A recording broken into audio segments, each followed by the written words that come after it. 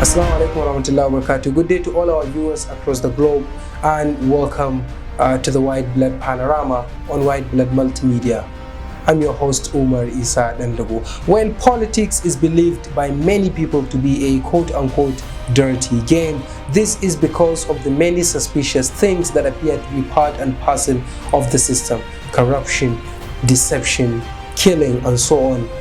That is why people of honor like religious scholars and clerics do not get involved.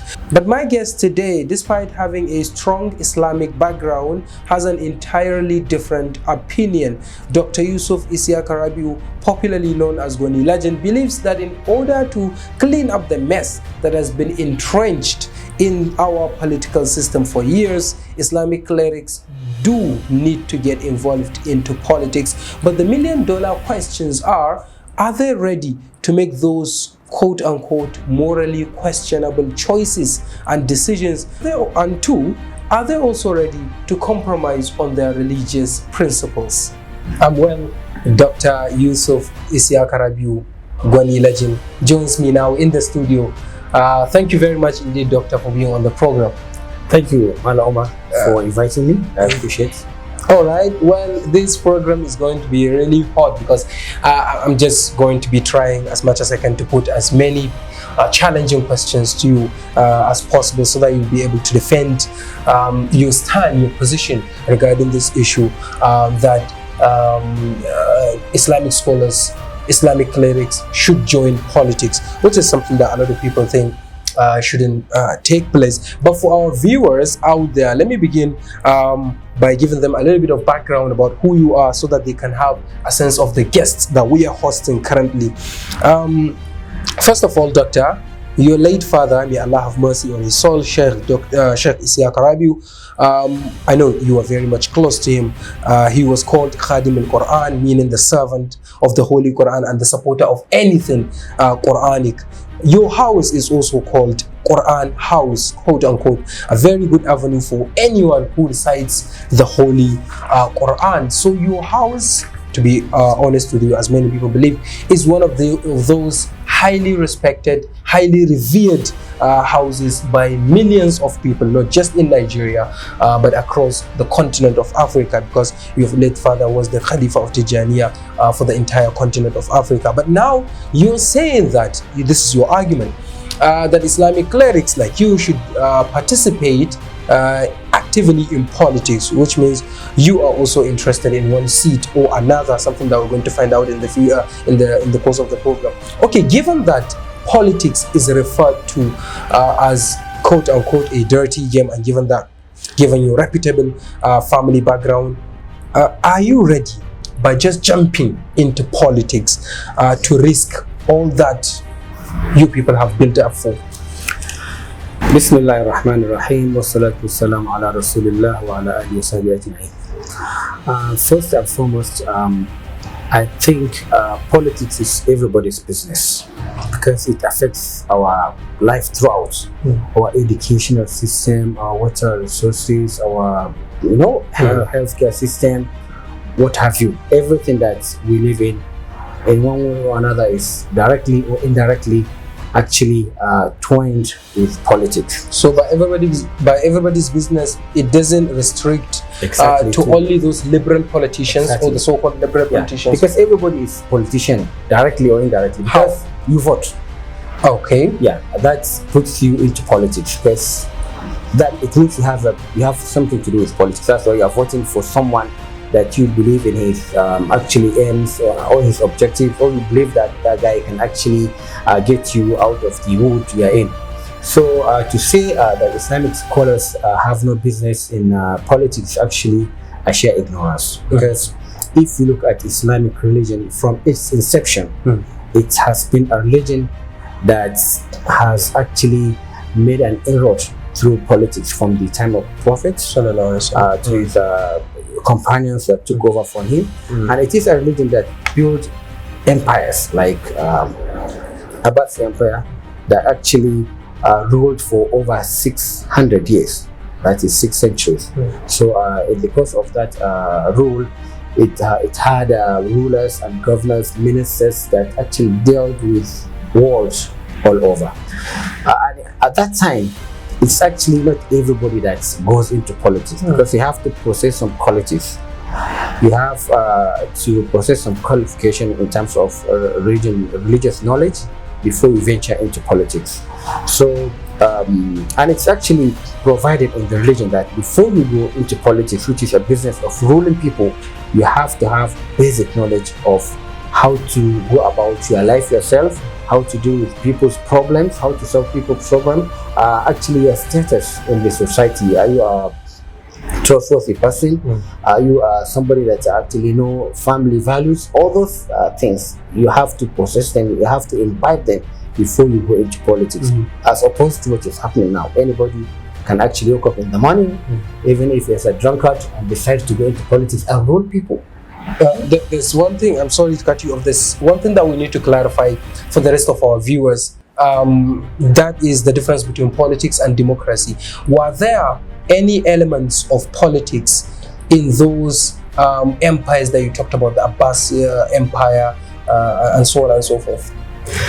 You see, politics has always been a procedure or a process where some people are chosen to actually lead others in their daily life businesses. So in that regard, the politics is something that actually goes into people's life, which is being managed by qualified people that actually know how to rule people, how to solve people's problem. So politics is all about ruling people, exactly, using power to rule people. What about democracy, which is said to be the type of leadership? Yeah, that's a major difference between politics and democracy. Democracy actually tries to make sure that everybody has rights in the ruling of people. So anybody can come out and rule, but Islam doesn't look at it that way. Because if you look at the time of Khalif Umar, when he was about to die, he actually called 6 people and said the ruling should be restricted to these 6 people because they are trustworthy. Even in the life of Prophet Muhammad Sallallahu Alaihi Wasallam, trusted them, and everybody knows they are good people. So choose one out of the 6. He did not open the door for everybody to come in. And that's what we want to introduce, because you cannot give leadership to everybody. It's just like somebody who wants to drive people to Lagos in the night bus that carry about 100 people. You cannot give it to anybody just because he knows how to drive, because you have to make sure he's a good driver. He knows the road, he knows the pros and cons of driving at night, because he's dealing with people's life. So now, if you want to give rule, if you want to give power to somebody that actually will be determining the education, the knowledge, the healthcare, the security of people, you need somebody that is actually up to the job. Somebody that really knows how to do the work perfectly. So, but that is where we got it wrong, honestly. So how can we get to know that that particular politician deserves a particular seat and probably deserves to be the governor or the president or even a member of the National Assembly representing us? How do we do that? Definitely there are some basic criteria that we need to look at, because from the experience we have, everybody has this special area of interest and special area of expertise. So looking at the areas of expertise, this one can be a governor, this one can be a minister, this one can be so on and so forth. But the way it is now, what is obtainable now is actually wrong, whereby we don't have any criteria. Anybody can just wake up in the morning and decide. Some people are even going into politics because they don't have any business. They have nothing to do. They are jobless people. But they have money. They have money, but what is the source of the money? That is what we are talking about. It's only in Nigeria that you spend money and nobody asks you where you get the money from. Look at the situation now. Is it anybody's business to know how you get your money? It is, because we never know whether you're a ritualist or something. Oh, so if somebody is a ritualist and is spending money, we need to ask. Look at it. Look at the situation that is happening now. We have to talk about it. We're not actually demarketing any party, but the situation whereby actually somebody that is vying for the seat of the governor will buy his form or ticket for 50 million naira. How will you justify that? Because the basic salary of a sitting governor is 750,000 naira per month. If you do that by 48 months, that will give you 36 million naira. So throughout your tenure, you're not going to make 50 million. and you are buying a ticket for 50 million. But those guys are saying that it's their fans and contributors, well-wishers also, that are buying the forms for them. You and I know that nobody is going to contribute money for any politicians. But we saw it in 2015. A lot of people contributed to the president. The current that one is something that we saw really, and it's something that is done openly. But now, they just told you supporters. Did you see them? Why were they there? Are you not supporting anybody? You are. Did you contribute to anybody? You did not. I did not. This is really surprising, and it's kind of weird. Yes. Okay, let's come back to this issue of having new people, Islamic clerics, scholars, the sheikhs, the imams, being in politics. As I said in the beginning, it's absolutely something surprising, and many people cannot make sense of it. It's like baffling, confusing as well.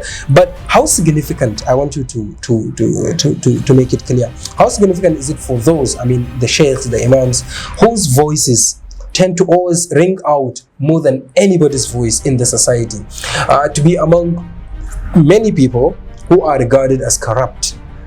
Are you people on some kind of life-changing, life-fixing mission to help them become good guys? I mean, the bad politicians? What we are trying to do is actually we're trying to play politics in a better way, that will introduce change with the best approach. Okay. Because as I always said, one tree cannot make a bush. So one person cannot change the whole thing overnight. It is a process that takes time. It is a process that requires a lot of people to come into it, because like you said, it's politics is a game of numbers. So just because we have one person, two person in the National Assembly, they cannot fight the other members. So what we are trying to do now is to encourage good people to come together and go into politics en masse, to make sure we have the maximum number that we can introduce changes and make sure the changes are adopted. Because we need to have somebody in the National Assembly that will say, oh, you people, fear God. Some people do not eat food this morning. Look at the money you're spending. You people, fear God. Some people don't have drinking water. Look at the money you're spending for elephant projects. So if we have some people that will raise their hands and say, no, I'm sure the change is coming very soon. But the situation that is happening now, everybody will just keep quiet. And for your own information, the budget of National Assembly is shrouded in secrecy. Meaning? It's not for public consumption. So the public doesn't know exactly what the National Assembly people, members are getting? Yes. Or even what they are spending. Okay. And for your information... Is it for security purpose? No. Or what? Just because it's a secret. Just because, you know... National Assembly is not defense ministry. It's not the intelligence community. Yes. But because they believe what they're doing is not right, and they believe they have the power to control the president, because it's tit for tat, give us what we want, we give you what you want. So they demand a lot of money, and most of those monies are not actually printed, are not for public consumption. So it's really a very bad situation. You heard of budget padding? I'm sure you're aware of that. Of course, it happened some years back. It has been happening for many years. Okay, somebody. It's just somebody that decided to raise his hand and say this. And he was part of them. It's part of them. So we need people like those that will stand up and expose the bad game that is taking place in the National Assembly. Even though you cannot do it alone, but you need to find like-minded people in the National Assembly, form a team like of 10 people, 20, 30 people that have the same idea, that are going to actually tackle the problem together and collectively. And you think you people, the sheikhs, the clerics, can do that? We believe and we hope we can do that, because a journey of 1 million miles starts with one step. So if we start, the sky is going to be our limit, and wherever there is a will, there is a possibility that we'll get the job done. Okay, you sound really optimistic and hopeful. Time will tell us, as people say. We're looking forward to seeing. In politics, some compromises have to be made, some of which can even be contrary to Islam. In this case, how can you, I mean the sheikhs, deal with them? Are you going to do as Romans do, or what? What we're going to do as Romans did, but what we are going to do is we always believe that in every situation of life there is a chance of give and take. But we're not going to bend the rule. We're going to actually have a good approach that will be in the middle, that will not actually invalidate our Islamic stand. Even though we're not running on an Islamic flag, it's still a democracy. Nigeria is actually a secular country. But what we're saying is we have to do politics with human face. A situation whereby people wake up in the morning and they don't have drinking water. You cannot find this in anywhere in the world. Even the countries where they don't believe in God, where they don't believe God exists, you don't have this problem. Water is actually 70% of our life needs. Your body consists of 70% water. You cannot actually, you need water throughout your day, from morning to night. So when you are denied of drinking water, it's very bad. It's actually inhuman. So I don't like that. You look at Kano now, we have like 8 dams surrounding us. But I'm sure, I just asked you when you're coming up, do you have a potable water? You say no. This is the center of the town. Doctor, you're trying, this is a slap on the face of the studio, but anyway, no, it's not our problem. They have no option. There's nothing they can do. But we're improvising. The government. We are improvising. They have a borehole that supplies water to you. It's good, but it doesn't have to be like that. Because it's not your responsibility to supply water to people. It's government's business to make sure everybody gets drinking water. Is it good? It's not. Okay. So how would you be ruling in a country that is so diverse, having multiple ethnic backgrounds, ethnic groups? So many people are Christians, others are Muslims, others don't even have religions. How do you unite the whole country? Are you going to be ruling based on Islamic Sharia law, just like what the Prophet ﷺ did in those days and lived in peace with the other people that were not Muslims? You are getting it wrong. As I said earlier, Nigeria is a secular country. So we are not saying that we are going to rule with Islamic law, because we don't have that law on ground. Nigeria is a secular. We have a constitution. What we need now, we're looking for justice for Nigerians. We're looking for justice. Let people have drinking water. Let people have a Medicare. Let people have education. Education system has crumbled in this country. They said youth are the future of tomorrow. But if you look at our youth now, what kind of future are we perceiving, or are you perceiving for tomorrow? Look at the issue of drugs that is so prevalent in our state. Nigeria, Kano State alone has active drug addicts up to 3 million. Those one their brain has just, so they've become addicted to the drugs. Addicted to drugs. They cannot do without it. So, that is about 3 million people out of, let's say, 15 million. That is almost close to 20 or something percent of about 20. It's really bad.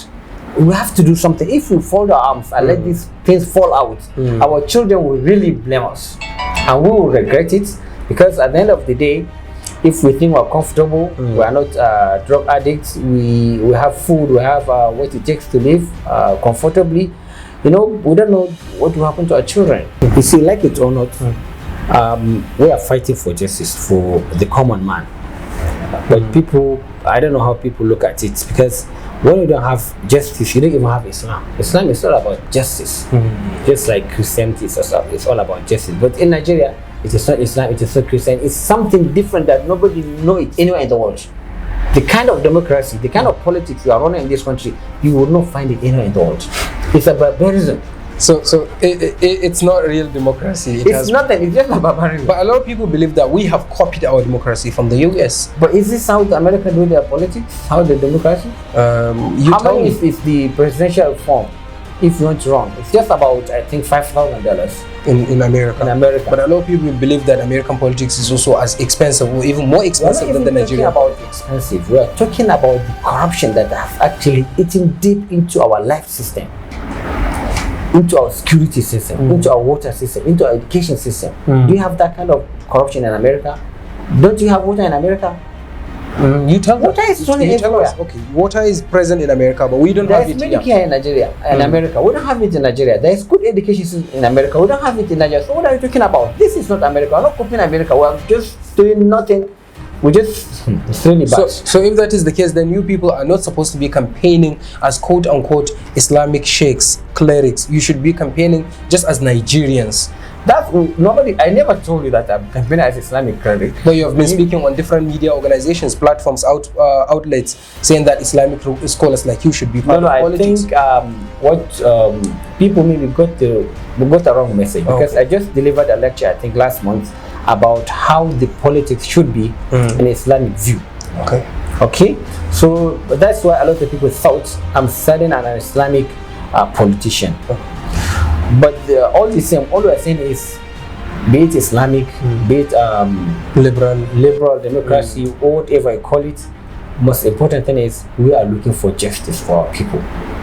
We cannot continue to live in this shambles situation, in this awkward situation, where nobody is happy. Nobody is happy with what is happening in this country, are you?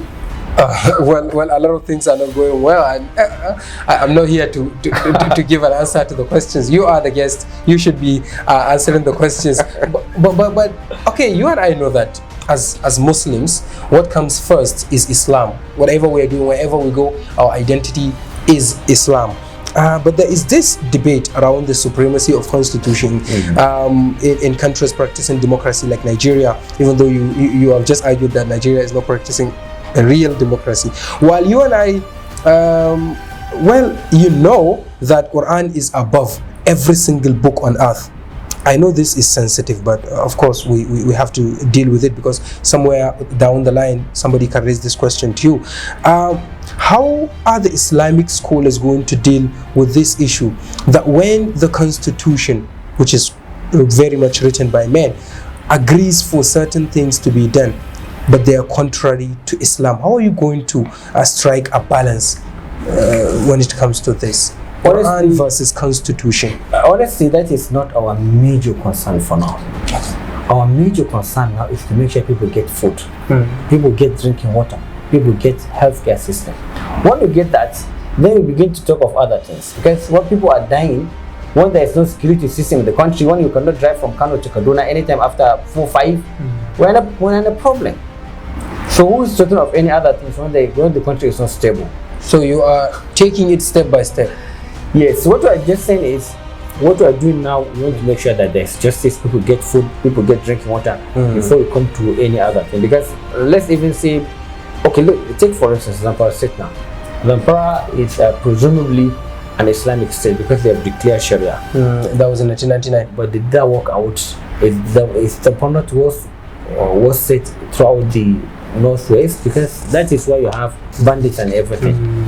Same thing with Maiduguri, Kano. We are not in a better situation. So if what they're introducing now, they're not going to do it properly, and it's not going to get us out of this problem, then what is? But you're talking about justice. You have to go by the constitution. Yes, there is no question about that. Okay. For now, we are going to implement the constitution. We are going to make sure things work out the best way. The constitution is not bad. Okay. We are not actually observing the constitution as we should. That's why we have all these problems. So we don't know the constitution. We know it, but we are trampling on it. We don't work with it. We just do corruption. Are you saying that all the corruption, all the mismanagement of resources, and all the terrible things, as many people believe and point out, that are happening in Nigeria are not as a result of bad constitution? Yes, they are not as a result of bad constitution. They are a result of bad people not actually trying to implement the laws in the constitution. So we're trying to bring good people on board that will actually make sure they follow the constitution word by word. First and foremost, those people that have human hearts, to make sure people get food and water. So food and water is our main primary concern. Even Islam, when it comes, to make sure people get food, because when somebody is hungry, he becomes an angry man. Sure. And he goes into any trouble. I'm sure all the problems we are facing in this country are as a result of hunger, poverty, lack of good governance, lack of education. So you have to address these 4 issues before you talk of any other thing. That's why the kind of politics and democracy you have in Nigeria is not obtainable anywhere in the world. Not in America, not in the Middle East, not in Europe. We're just on our own. Thank God you just talked about Middle East. You just mentioned Middle East, and this comes to the next question. In the Muslim majority countries, like Saudi Arabia, like Iran, like Bahrain, well, even let's take it to the Far East, Indonesia, which is said to have close to 100% Muslims. In those Muslim majority countries, mostly the Sunni ones, the sheikhs are not seen actively involved in the leadership activities. Some may say that Iran is making a difference by having Ayatollah as quote unquote the supreme leader of the country, who is even above the president. The president is answerable to him. And you know, their system is called theocracy, meaning the system of government that is guided by the religion. What would you say about those Muslim majority countries that are kind of isolating the imams, the sheikhs, the Islamic scholars from the leadership affairs of their countries? Honestly speaking, I have actually looked into that issue very deeply. It has become an issue whereby a lot of people's brains have been washed by those Middle Eastern countries. Those countries you mentioned, like Saudi, Bahrain, Kuwait, they are monarchy country, whereby the rulers are there to rule for life, and when they die, their children and grandchildren take over from them.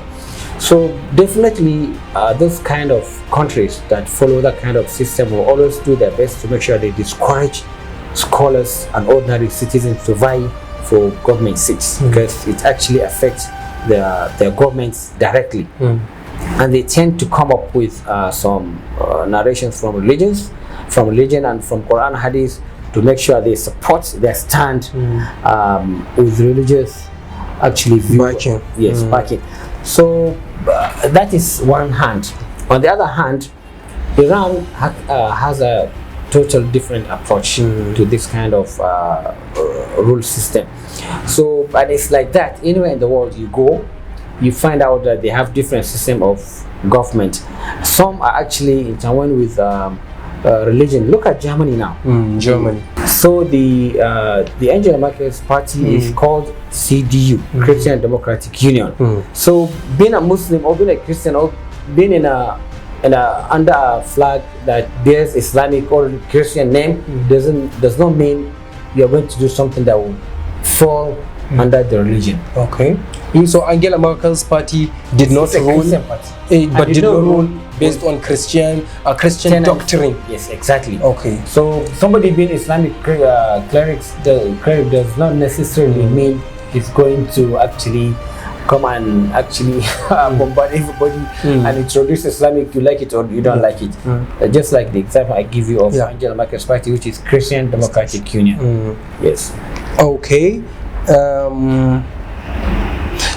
Let's now talk about this personally. Before we go, which position are you contesting? Are you vying for? I'm actually contesting for House of Reps. Okay. That is member of the National Assembly, House of Representatives in Gwale local government under the flagship of PRP, People's Redemption Party. Okay. Actually, it is one of the oldest party in the country. In fact, it's actually, I think, a party that was registered by Manan Aminu Kano, the oldest politician and the most entrusted person in the history of Kano State. And the reason why I actually decided, I made up my mind to join PRP is because whatever I want to do, you have to make sure you have like minds that will actually push you in the same direction. If you want to be good, you have to actually go with good people. If you want to be bad, you go with bad people. And in my assessment, the only party that I think will actually serve the purpose of goodness in this country is PRP, People's Redemption Party. That's why I joined them without hesitation. Okay. Well, we have got a lot to discuss, Doctor, but time is never by our side. We have to end it there. Thank you so very much indeed, Doctor, for being on the program. Thank you. Well, I appreciate it. Okay, finally, for our viewers, in the next episode, Doctor will be speaking to us about his political ambition and how transformative he is willing to be when he gets elected. On behalf of everyone that has contributed to the development of the program, especially the big boss Zainab Abdurrahman Mai Agogo, I am Umar Isa Dandago saying have a wonderful day ahead. Goodbye.